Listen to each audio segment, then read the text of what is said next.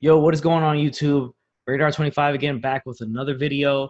It's our 4 takeaways from AEW Dynamite from March 11th. Radar 25 here with my co-host Michael, aka Fuentemania, aka whatever the fuck you guys want to call him.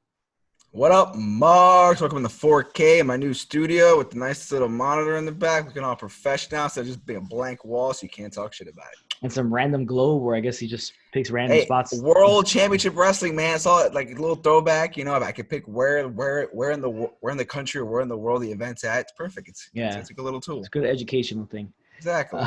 So yeah, guys, we're gonna get into AEW Dynamite, our 4 takeaways, and what we thought of the show. It's another solid show from AEW as per usual. So it's par for the course. Basically, with AEW, they keep throwing out good shows every week. It's a good show. It's a fun show. And you know, it's fun matches. They may have a little bit too many spots and too much going on in the match to a point where you're like, what else can they do after this? But you know, they're all good matches as per usual, and we're gonna get into all that. Before we do, I want to remind you guys, drop a like on this video, drop a like on previous videos and upcoming videos like the NXT video that's dropping after this one. Our takeaways from NXT. Also, hit the subscribe button if you're watching. If you're not subscribed, subscribe and hit the notification bell so you're not missing one thing I'm doing. These videos with Michael or my live streams or my walkthroughs or any other clips I'm putting up, you know, hit me up in the comments section. What you guys think of AEW. Follow us on Twitter and Instagram. Links are in the description below as per usual. So without further ado, guys, let's get into this video. Our 4 takeaways from AEW from March 11th.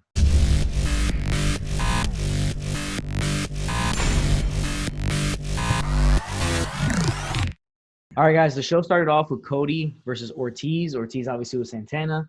Cody obviously with Brandy. And the head coach, the Mike Ditka of the Nightmare family. The most important part of the family. Keeps Arn it together. Anderson. Got the game, mission. The play sheet and everything like that, right? There you go. Yeah. It's got all that. Can't see without him. Yeah. Yo, there's a ton of interference in this match. Ton of Gaga and all stuff like this. And then we had the reveal. Here comes Jake the Snake Roberts. Obviously, remember last week he cut the promo on Cody. He comes through the crowd and actually sits down in the crowd. And the guy he was bringing, the big, you know, evil, whatever he called it, that he was bringing was Lance Archer. Now, this was kind of a letdown, right? Yeah, it was a little bit. I mean, I thought it was him last week. I said it, that it was probably him. Yeah. But, like, they should have announced it because they announced it, like, 2 weeks ago, and then they had Jake come out and kind of surprise, like, say somebody special or somebody that we don't know about. And then the being a guy we knew that was already signed. Yeah, and, like, there's nothing wrong with Lance Archer. We all like Lance Archer, but it's like we just thought kind of a letdown. Like, we already knew he was coming. We thought he was somebody different, but – I mean, it was what it was. It wasn't that special. It wasn't that great. But yeah, it was to me, it was a letdown because it's just like, you know, you were kind of hoping that was gonna be somebody different, like, oh, maybe a Luke Harper, or I mean, maybe not what do you call it, Matt Hardy, obviously, because it doesn't really fit. Yeah. But you know, other than that, you were kind of hoping for somebody more of a surprise, and Lance Archer wasn't a surprise because, like you said, we knew he was coming. We knew he was coming. It was a letdown. It was for sure just a letdown. It fell flat. It fell real flat. Yeah. So this match was what it was. This is our first takeaway of the night, right? It's more what happens after the match that's the takeaway. So Cody gets the win, right, on Santana. He makes him tap out with a figure 4. You know, Cody is more of an old school type of wrestler. He doesn't do a ton of crazy stuff, and he's more. I like it. Telling the story. I like it too because it's different than everything else in AEW. Yeah, because everybody else is so like to the wall. Yeah. Yeah, so he's good to just slow everything down, tell a story, just keep it more in line and more realistic. Yeah. So once Cody gets the win, you know, there's a ton of interference in this match to begin with. Cody gets the win. Santana obviously comes in for the attack. Here comes Arn Anderson into the ring to kind of, you know, stop. You know, Santana, but Santana seems like he's gonna attack Arn Anderson, and then here comes Kenny Omega with a broken hand, right? Yep. So with a broken freaking hand, he's coming out with a broken hand. He, you know, the numbers are too much for him, and here comes Matt Jackson. Matt Jackson comes in, clears the ring. Then we cut to a video in the back of Jericho on the Tron, and it's Jericho, Hager, and Sammy G, and they got Nick Jackson. Yeah, in a crazy predicament, really. Yeah. Like, Yeah, how'd you even end up there? But it was in a bad spot. So he's trapped it's a real underneath one bad of those spot. doors, those gates that go up and down, like those metal gates that they always throw guys into. Remember, they always Yeah. throw guys into those things. He's And there's stuck, just they have stuck inside. unlimited gates out there, and they have unlimited gates out in wrestling. I feel like all these arenas have like a million gates. They've Yeah. been thrown into, crushed or fake crushed, but this guy was actually crushed. Like he was. Yeah. I mean, I kind of felt like he could have slid out. He was just kind of like Yeah, twitching it there and wasn't. bleeding out of his mouth. You Yeah, know. it was kind of weird. I mean, I'm not Yeah. gonna lie. Like it was fun, but it was kind of like Yeah.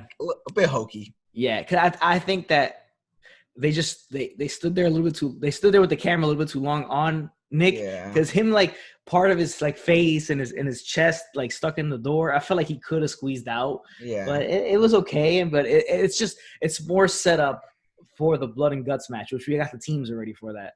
Yeah. But I don't know how this is gonna work. I mean, I believe they're writing him off of TV until Blood and Guts because I believe his wife's having a child.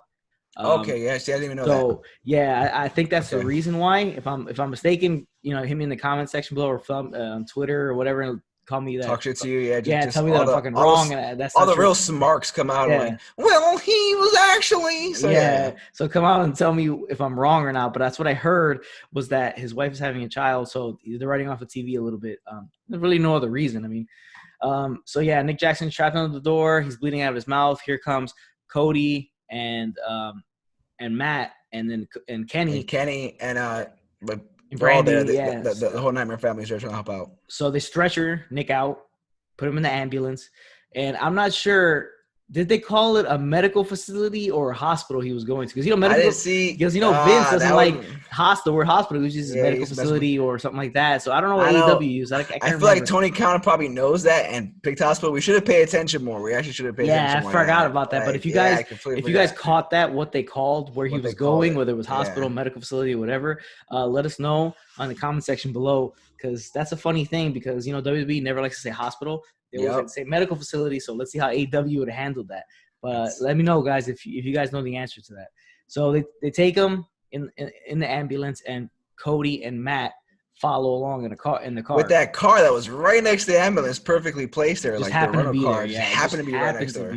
Yeah, that's probably Cody's designated parking spot. The arena is probably what it was. Just right next to the ambulance. Yeah, exactly. Just in case if an ambulance parks next to it, he gets to park. He gets to park right there. Tony Khan, Cody Rhodes, the Bucks, always thinking. Yeah, always thinking ahead. But that was it, right? So they drive off, and you think that Cody and Matt are gone for the night because they're going to see for Matt's brother at the hospital. The Inner Circle has full reign of the entire arena all by themselves at this point. So that was takeaway number one, guys. The next match on the card was Chris Statlander and Hikaru Shida versus Pete Priestley and Nyla Rose. This was a tag team match. The two baby faces versus the two heels. All these, obviously Nyla Rose is the champion. These three other women are all in contention for that title. It was a good tag match because it showcased everybody, especially Shida and Priestley. Shida hit a crazy suplex on Nyla Rose, which really showed her strength. It was a straight up suplex and dropped her in front of her on her back. So cool move, cool show of strength from Shida.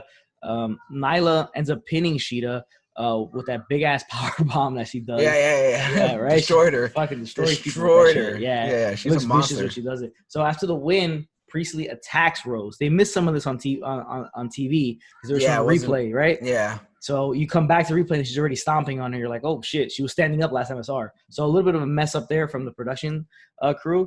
But Priestley attacks Rose and then grabs the title, basically making her claim that she's coming for the belt. Yeah. Now I don't think they're gonna do a heel versus heel. I don't think they're gonna do that. No, I don't think it'll be like a multi-women match or something like that. Yeah, I think it's more multi-women. That heel doesn't make any sense at this point, especially because the division is so kind of lax right now. They don't really have like a whole full set roster of who the girls are. Yeah. But I mean, we'll see where it goes. Definitely interesting. It's up and up for the women's division. I feel it's getting more momentum as we go along. Yeah. Hopefully they keep it up. Next thing on the show was a Christopher Daniels video. It was a spoof on the Dark Order video. I thought it was kind of corny. I just hate the Dark Order. Unless Matt Hardy shows up next week about the whole but this was Christopher Daniels, not the Dark Order. He's spoofing the Dark Order, but I thought it was kind of corny just to begin with because I kind of find that shit kind of corny. I think the entire the Christopher Daniels from the beginning with it, and I like Christopher Daniels. He's a fallen angel, TNA legend. I always digged Christopher Daniels, but it's the Dark Order. It's just this whole Dark Order thing is not doing anything for me. I feel like they need to just. It better be big next week. If it's he's a fallen angel. But he's also he was supposed to be the higher power in that whole corporate Yeah. ministry thing. Remember when they unveiled Vince? It said it was supposed to be him. Yeah, and that would have been a fart in church because like no one knew Chris nobody knows who he was. Yeah, he's not like a big guy. He's a small guy. Yeah. So kind of like what? Yeah, but I don't know. This whole Dark Order feud, like with the SCU, it's not going anywhere for me. Yeah. To me, it's the weakest part of AEW, which is fine because everything else is so strong, but don't love it. So the video is just a spoof on the Dark Order videos that they made, the vignettes they made, about talking to like, if you think if you're a loser or something like that, come join the Dark Order. If you're a failure, come join the Dark Order, all that stuff. So he's basically spoofing that, saying the Dark Order sucks. And he challenges Evil Uno and Stu to singles matches separately.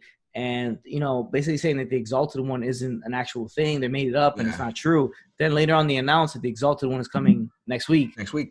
To AEW Dynamite, which I think is the Rochester, New York show the week before the Blood and Guts event in Newark. If it happens. Nowadays, I don't know what's going to happen. We all know because canceling shit left and right. Except everything has been canceled on the face of the planet except WrestleMania. Yeah, the only thing that hasn't been canceled. Everything else, NCAA tournaments, all that shit. Everything. Seasons, baseball, NBA, NHL, MLS for crying out loud. Everything. And we're going to that Newark show. That's the problem. Who knows what's gonna happen. So we'll let you guys know about that. But that's all rumor and innuendo right now. But so we'll see if Exalted One comes next week. We'll see. Yeah, this video, like I said, it was kind of corny. I didn't really like it. But they announced that the Exalted One will be appearing next week. I'm not sure if it's gonna be a full reveal or just a shadowy cloaked figure somewhere in the corner, in the bowels of the building, like dark style, just dark and ominous with the pipes and all that shit. It has to be dark and ominous. If it's not dark and ominous, then they really have to. They have to sell the dark and ominous tone.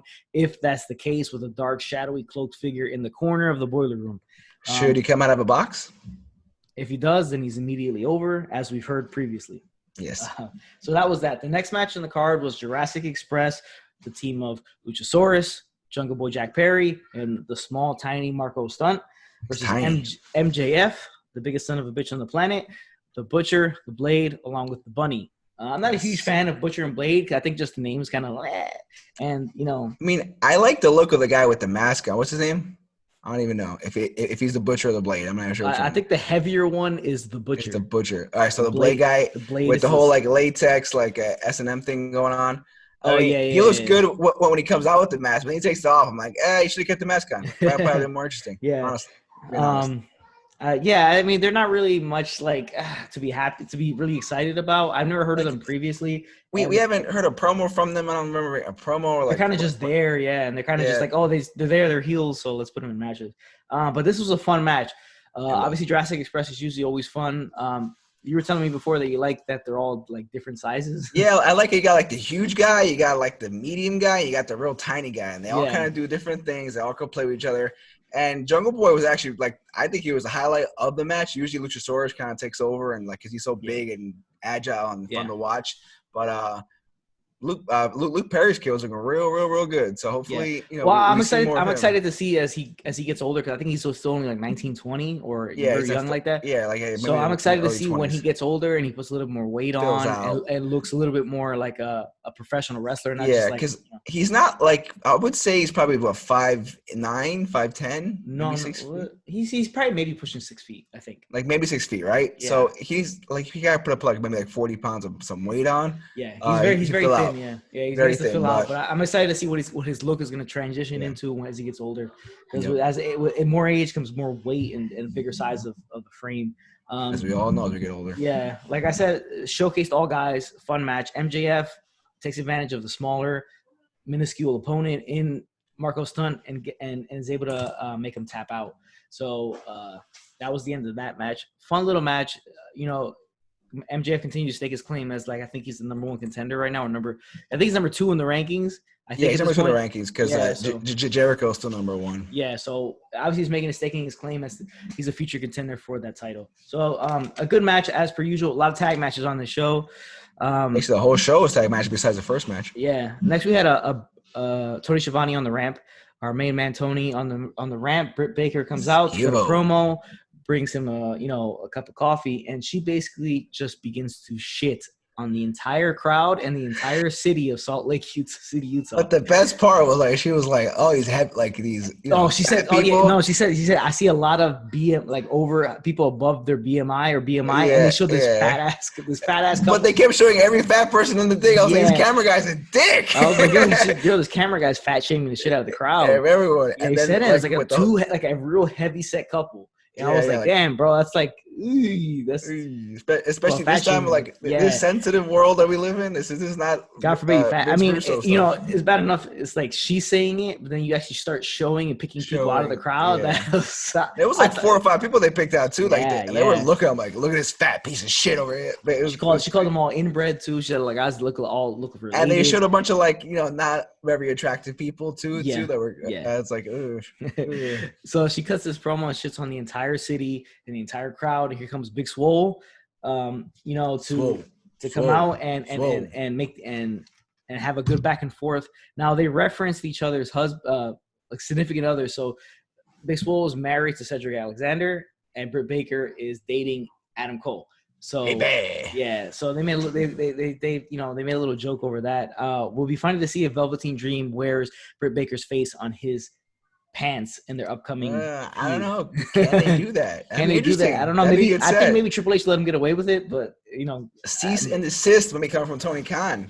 Maybe you never know. Yeah. So it was a good little segment. Britt Baker's doing better as every week when she comes out with her heel persona and developing it and making it making it a lot better, and she's coming across better as the heel.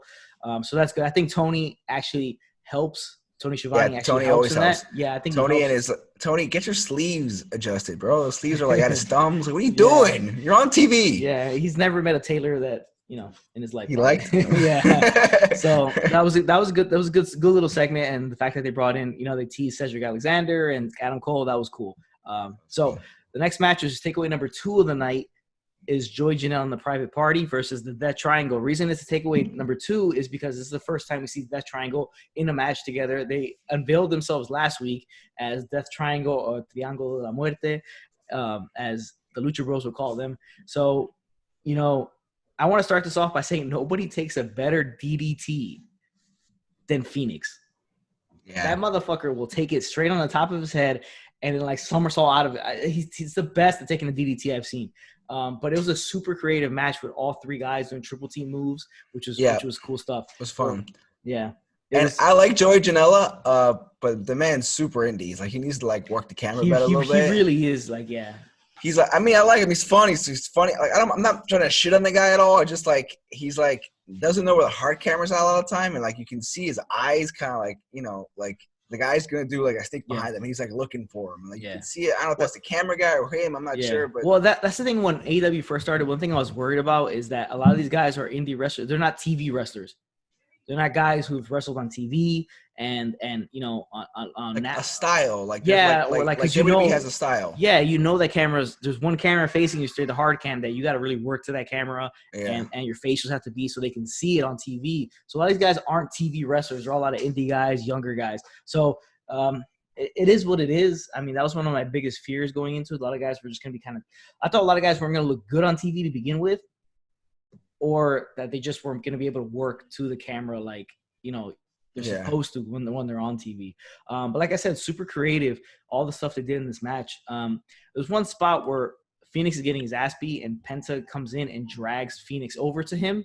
He comes into the ring, drags him over, and tags himself in. I thought that was a cool spot because you don't really see that. It comes off as a smart move in the context of the match, and it's well done because it's something you would do if you're really in a tag match. You would try to get in there and drag his ass over here to tag him in instead of having it just like T-Rex your arm out like that for waiting for the hot tag and shit. And I haven't really seen that. Like maybe I saw a few times back in the day, but I'm like that was I was like, ooh, that's a smart move. Why wouldn't you do that? And in the commentary, especially JR played that up. It's like that's a smart tag team move to do it, to pull him over. And then they had the crazy spots where Joey's holding Pac on the apron, and then Private Party does like tope off of Pac's body, and Yeah. the other guy does a tope, and then he does like a crazy Death Valley on the apron. On the apron to Pac, yeah. Yeah, the Pac. Yeah. It was ton of topes in this match. There's a ton of dives outside the ring, yeah. 14 topes. That's the most topes I've ever seen in a match. I'm sure JR loved that, I'm sure. Yeah. Insane agility, especially from Phoenix. Insane agility from him. But I do really like that triangle as a team. All three guys can obviously go in the ring. I think Pac gives him more of a mean streak to him. Oh yeah, because he comes off as such a visceral, mean motherfucker. Even though in real life they say he's like the sweetest, nicest guy, but he comes off on TV. His characters, he's done such a good job of portraying, I guess, the bastard that he is, and a real nasty motherfucker. So I think that's a good thing to add to, because the Lucha Brothers, to me, I can't see them as heels by themselves, because their moveset is just shit that you want. And then the pandering to the crowd with the taking off the glove. How Penta takes off the glove, and that's a lot of pandering for a heel to do to the crowd and have the crowd so involved in what they're doing. And I think Pac he gives them a different dynamic to it, and of a badass and a more like heelish persona. Yeah, I agree. So Death Triangle gets the win. After the match, they pile all three guys, Private Party and George together, and kind of like arm over arm each other, and then like just wrench on them. Probably should have practiced that a little better. It looked a little off. It looked like they were kind of raping them. Yeah, it was kind of weird. Yeah, it was like it looked a little sexual. Yeah, it looked like some prison shit. I don't know. I was like it looked like they were fucking them in the ass. That's what it looked like. I mean, that's what it looked like. Yeah, but the good thing was that the Best Friends came out to stop the anal rapage. Thank that guy. They came out, the Best Friends and Orange Cassidy. So that's the money angle right there. That's the feud that they want, is Orange Cassidy and the Best Friends against the Triángulo de la Muerte. That has me excited. I love all the stables except for the Dark Order. Yeah. I love them all. It's fun. It's like gang warfare. It's different. Yeah. It's different in WWE. It's good. I like it. Yeah, no, it's good stuff. I really like it. And like I said, again, I do like this trio of guys. I believe next week it's going to be the Lucha Bros with Pac against the Best Friends with Orange Cassidy. So that should be a lot of fun. If it happens. The Best Friends are really underrated tag team. And for sure. Especially Chuck Taylor. And, but Trent came out shirtless as a motherfucker with some jeans. He came out like with the sexiest look you could think of, coming out there to go help with the Private Party. It was like a real attractive. Yeah. It was attractive motherfucker coming out. I was like, God damn, this is a sexy ass dude. That's when you hang out in the back, just all fucking sexual and stuff. Yeah. Like he probably decided or he got excited because like of the gang rape going on inside the ring. He'd take his shirt off and go outside. I'm going a little bit. He was like, damn, it get hot in here, Yeah. Somebody one of those things. He's got the best like headband game there is, because that shit never comes off. His headband Trent's. But real sexy moment for Trent Beretta there. Handsome man. Yeah. Man rocket. It was definitely man rocket. It was an overall good segment, and again, can't say enough about Death Triangle and how much I'm starting to like them, and the fact that Pac really rounds out the trio and gives them a different dynamic. But next thing on the show was a interview between JR and Jon Moxley. It was a pre-taped in a different location. This is actually takeaway number 3 of the night, just because I do like the way AEW does these interviews that are like in different locations, pre-taped with JR. Yeah. And it does, it reminds me of that the WWE/F stuff that JR used to do, like with the build-up to WrestleMania 17 with The Rock and Austin and shit like that. And the time he did it with Kane, and Kane burned his ass. But those interviews are like in a room, they're set up and they're pre-taped. They're good shit. I really like it because it gives it like also good Heider Reich and Michael Cole shit. Yeah, exactly. But it gives it like a more realistic and serious tone. And Moxley big fight feel. Yeah, and Moxley saying, or JR insinuating that Hager eventually will get a match against Moxley for the title or whatever, and Moxley playing up the fact that he said Hager has hit him harder than anybody else has hit him before. So playing up, Hager to set up an eventual feud for the title. So that should be fun to see. But it's a takeaway because I really like these promos. I really like these interviews, and just Moxley is right now, he's so believable, and you see that he's so enthralled in what he's doing, and he's really enjoying it compared to the shit he was doing in WWE with Lunatic Fringe and the goofy shit they had him do. with the fucking ketchup and mustard he was throwing on Seth Rollins. Yeah, like coming out with that dummy. Remember he came with that dummy that one time. Yeah, dummies. That was some cornball shit they had him do. But you see that what he's doing now, he's liking it. It's more serious, it's more grounded, and it plays better into his personality because he is very laid back, right? He's a very laid back dude. Not a it helps him. I think it plays better because he has that promo style where he's quiet, then he raises the volume and brings it back down, and it can let him be more of who he is as a person. I think it comes off better on screen. But very good interview, and that's takeaway number 3. Now the next thing on the show is the main event, and it's takeaway number 4 plays into earlier in the night. So it was Hangman Page with a mystery partner who ended up being Dustin Rhodes. Not much of a surprise. I kind of wish they would have done more of a surprise. I don't know who they could have used, but I mean, if Cowboy shits in the match, it's all good. I like it. Yeah. I dig it. I dig it. So, Dustin Rhodes comes out versus Sammy Guevara and Chris Jericho. This is more play up for the blood and guts thing, right? It's all building. Even though Dustin's not in the match. But I mean, at this point, he might be. I mean, I think it's going to be Cody. Wait, look, they announced it, right? They announced who's in it. Yeah, so it's Cody and then Page with Kenny Omega and the Young Bucks. Now, who knows if – I don't know if the broken hand Omega has is for real or it's kayfabe injury. I don't know what it is. I know if he came out, it's kayfabe. There's no way he was actually using it. Like he was actually or he'll use it as like a tool. He'll do like the Cowboy Bob Orton, maybe have it for a while. Who knows? Maybe make it part of his gimmick, but do something like that. Yeah, but it's them versus the inner circle. Yeah, so. That's the setup. So Dustin Rhodes is just here, I guess, just to be here because he is part of the Nightmare family. Yeah. And he does have an issue, obviously, with Jake Hager and the rest. And he can fucking go. Rest of the inner circle. Yeah, obviously. So it's another good match on the show, which is nothing new apart from the course. A lot of good spots. Jericho, funny stuff. I really do like that he's still calling himself Le Champion, even though he's not the champion anymore. Even though he's like the champion of all professional wrestling at this point. Because Moxley cheated, man. He had the eye thing. Yeah, that's true. He trained for a man with one eye. He trained for one eye. He cheated. So he believes he's champion. I believe he's still champion. I mean, Le Champion.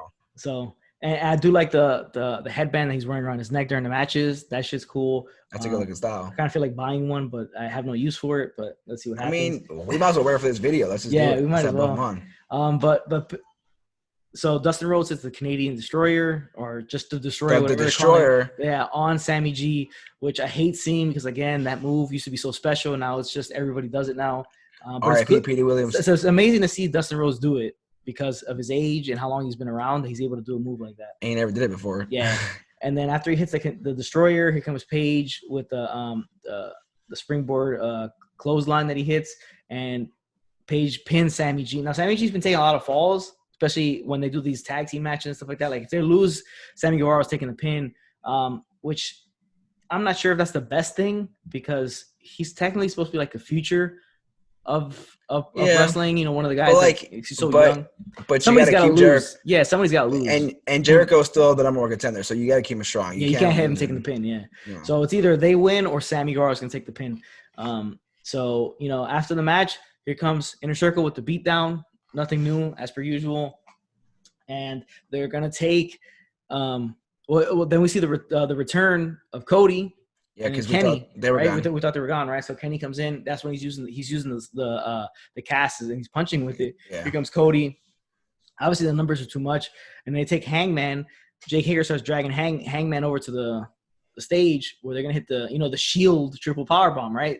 Which we forgot to mention last week when they did it to John Moxley, aka Dean Ambrose. They did the Shield powerbomb on him. The triple powerbomb they did Roman Reigns instead. We missed that. We fucked that one up. Yeah. So that was a little subtle thing that they did, which I saw it yesterday, and I was like, holy shit, that's a Shield powerbomb. Shield thing, yeah. So they were gonna do it to Page. Here comes Matt Jackson to save the day, and he ends up saving Page, but then flipping him off afterwards.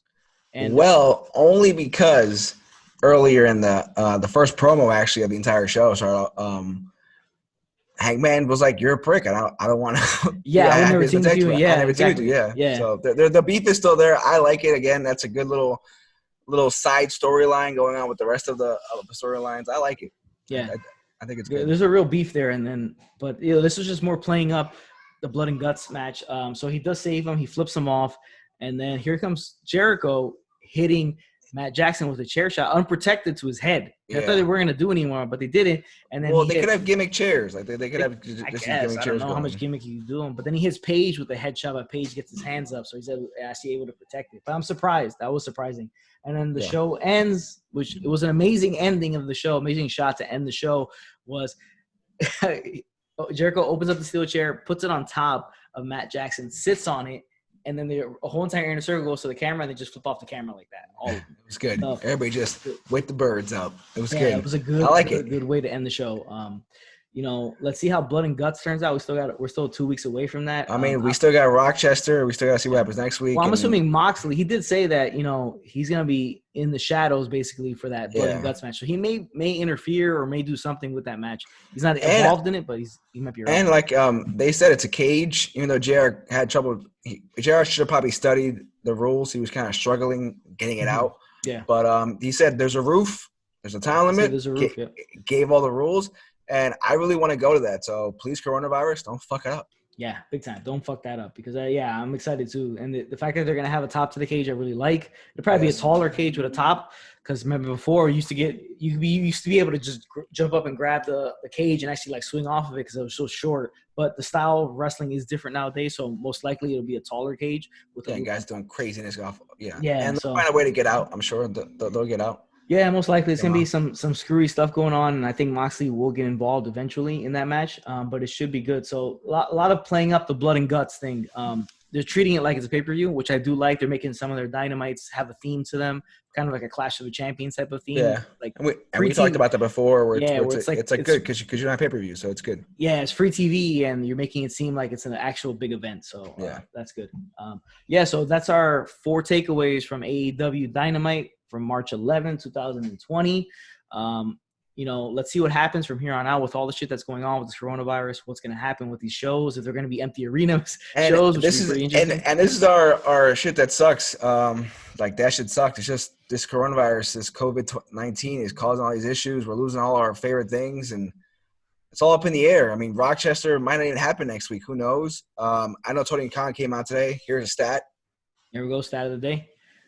So Saturday, Tony Khan said, if you're a wrestler for the company, you don't feel comfortable, you're a fan not feeling comfortable to come, then don't come to the show. But as of right now, it looks like Rochester's going to happen next week. We'll still see if there's a government mandate somewhere where you can't have these, certain amount of people in one area. Yeah, and gathering. We'll see. But as of right now, we just hope that we get some wrestling and everybody stays healthy. But the coronavirus fucking sucks, and it's ruining lives. Everything, all sports and all that. We still have WrestleMania right now. As of right now, I do think they're gonna have. They said they have a contingency plan for just in case. They have to postpone it. It won't be canceled. I know that it's too much money. Will it be at the Performance Center? Like, Jesus Christ, I don't know what they're gonna do. I mean, I don't know if they'll push it into May. It'd be the latest WrestleMania ever. But they have. Remember, they have to cancel. They have to postpone not only WrestleMania but Takeover, Hall of Fame. All the access that the whole weekend, and then all the charitable indie shows, and then all the indie shows that show up during WrestleMania week, like all those guys shits are fucked too. They all feed off of WrestleMania, and then all the entire not to forget all the charitable work that WWE does during that week, all the stuff they do with kids and just the city itself. I don't know if they're able to just push that back and just do it all another time. Who knows? We'll see. But coronavirus really fucking shit up. So coronavirus, you're the shit that sucked for this episode of AEW Dynamite. Oh, fuck yourself, coronavirus. Yeah. And you will be the shit that sucked for our NXT video. Just a spoiler alert that is the shit that sucked because it all dropped yesterday during these 2 shows after, the Utah Jazz game got canceled. Rudy Gobert testing positive, and then it was just a snowball effect after that. Everything else is just getting canceled into Thursday. Everything. I mean, like every sport. I mean, I don't know what I'm gonna do with myself. What the hell am I gonna watch? I have to just binge things now. Yeah, it's gonna suck. It's gonna be a lot of just quiet time and lonely masturbation, I guess. Yeah. But Conorize, you're the shit that sucked. Time to stroke it. Yeah. Thanks again, guys, for tuning into the video. Keep you updated. Next video coming out right after this is going to be the NXT video or NXT takeaways. Thank you guys again for watching this. Hit us up in the comment section below what you guys thought of the show, what you guys are thinking is going to happen with this whole coronavirus going into these rest of these shows and rest of wrestling, and see if you think it's going to be empty arenas or they're just going to cancel shows or or just WWE's can do everything at the Performance Center. Who knows? But thanks again, guys, for watching. Radar 25 here. Obviously, my co-host, Mike, Fontamania. Again, whatever the fuck you guys want to call him. And peace out, guys. Remember, if it don't work for you, brother, don't do the job. Later, Marks.